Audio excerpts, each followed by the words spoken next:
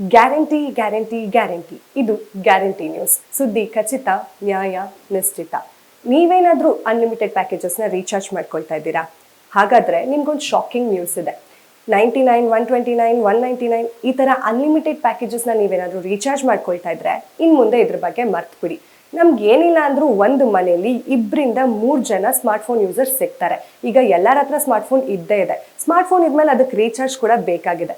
Recharge ಬರೀ incoming ಕಾಲ್ಗ ಅಲ್ಲ, unlimited data use ಮಾಡೋರ ಸಂಖ್ಯೆನೇ ಜಾಸ್ತಿ ಆಗಿದೆ.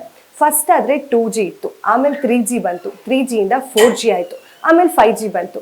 ಏನಪ್ಪ ಇದು ಅಂದರೆ ಇಂಟರ್ನೆಟ್ನ ಸ್ಪೀಡು. ಲೋಕಸಭಾ ಚುನಾವಣೆ ಆದಮೇಲೆ ಪ್ರಾಬಬ್ಲಿ 2-3 ದಿನ ಆದಮೇಲೆ ಈ ಅನ್ಲಿಮಿಟೆಡ್ ಪ್ಯಾಕೇಜಸ್ನ ಬೆಲೆ ಜಾಸ್ತಿ ಮಾಡಲಾಗತ್ತೆ ಅಂತ ಹೇಳ್ತಾ ಇದ್ದಾರೆ. ಈ ಟೆಲಿಕಮ್ಯುನಿಕೇಶನ್ ಅವರು 5G ಇಂಟರ್ನೆಟ್ ಸ್ಪೀಡ್ನ ಜನಕ್ಕೆ ಒದಗಿಸ್ಬೇಕು ಅಂತ ಹೇಳ್ಬಿಟ್ಟು ಅಪಾರ ಹಣನ ಇನ್ವೆಸ್ಟ್ ಮಾಡಿದಾರಂತೆ. ಇನ್ವೆಸ್ಟ್ ಮಾಡಿದ್ಮೇಲೆ ಅದರಿಂದ ಲಾಭ ತೆಗೆಯೋ ಪ್ಲಾನ್ನ ಕೂಡ ಯೋಚನೆ ಮಾಡಿರ್ತಾರಲ್ವಾ. 25% ಅಷ್ಟು ಬೆಲೆ ಏರಿಕೆನ ಮಾಡ್ತಾ ಇದ್ದಾರಂತೆ ಲಾಭ ಪಡಿಬೇಕು ಅಂತ ಹೇಳಿ.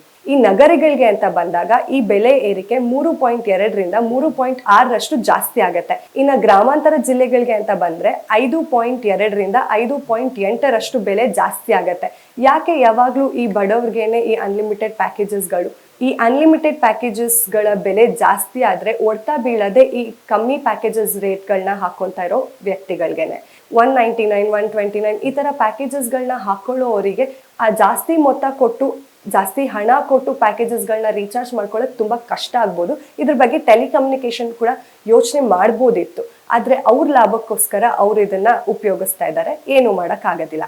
ಈ ಕಮ್ಮಿ ಪ್ಯಾಕೇಜಸ್ನ ಯೂಸ್ ಮಾಡೋರು ಎಲ್ಲಿ ಹೋಗಬೇಕು? ಹೋಗ್ತಾ ಹೋಗ್ತಾ ಈ ಪ್ಯಾಕೇಜಸ್ನ ರೇಟ್ಗಳು ಏನು ಜಾಸ್ತಿ ಆಗತ್ತೆ, ಈ ಕಮ್ಮಿ ಪ್ಯಾಕೇಜಸ್ ರೇಟ್ಗಳು ಏನು ಕಮ್ಮಿ ಇದ್ದಾವೆ, ಇದು ಹೋಗ್ತಾ ಹೋಗ್ತಾ ಮಾಯ ಆಗ್ಬಿಡತ್ತೆ. ಆಗ ನಾವು ಜಾಸ್ತಿ ಬೆಲೆ ಕೊಟ್ಟೆ ರೀಚಾರ್ಜ್ನ ಮಾಡ್ಕೋಬೇಕಾಗತ್ತೆ. ಕೆಲವ್ರು ಇದ್ದಾರೆ ಇನ್ಕಮಿಂಗ್ ಕಾಲ್ಸ್ಗೆ ಮಾತ್ರ ಈ ಅನ್ಲಿಮಿಟೆಡ್ ಪ್ಯಾಕೇಜಸ್ಗಳನ್ನ ಯೂಸ್ ಮಾಡೋರು, ಇಂಟರ್ನೆಟ್ನ ಅಫ್ಕೋರ್ಸ್ ಯೂಸ್ ಮಾಡೋದೇ ಇಲ್ಲ. ಇಂಥವ್ರು ಕೂಡ ಜಾಸ್ತಿ ಬೆಲೆ ಕೊಟ್ಟು ರೀಚಾರ್ಜ್ನ ಮಾಡ್ಕೋಬೇಕಾಗತ್ತೆ. ಮಾಡ್ಕೊಂಡ್ಲೇಬೇಕಾ? ಗ್ಯಾರಂಟಿ ನ್ಯೂಸ್, ಸುದ್ದಿ ಖಚಿತ, ನ್ಯಾಯ ನಿಶ್ಚಿತ.